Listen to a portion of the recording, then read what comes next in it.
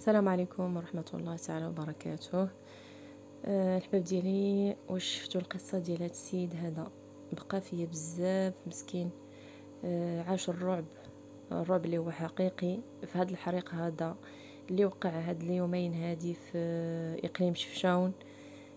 تخيل عافية كلات ليه رزقه كامل اللي سنين طويلة وهو كيجمع فيه بشق الانفس. كيقول ملي شعلت العافية وكتقرب ليه كان متكي ناض كيجري للكوري.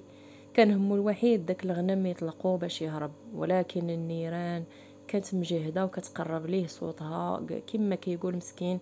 الصوت ديال العافيه كان مرعب. كيشوف راسو حصل بينها. بدا كيجهد ونجا بروحو باعجوبه.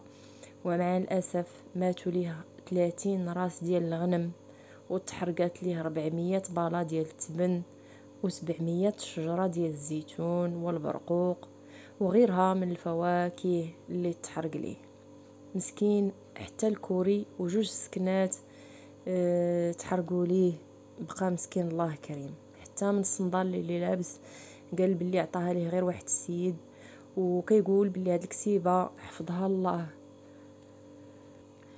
وبقات ليا غير يجي شي واحد يديها. كيقول بالحرف الواحد هاد الكسيبة اللي حفظها الله وبقات ليا غير يجي شي واحد يديها، حيت ما بقى عندي لا علف لا كوري لا فراش لا فين نعس. جميع المحصولات تحرقات ليه. الله يعوضوه خير مسكين.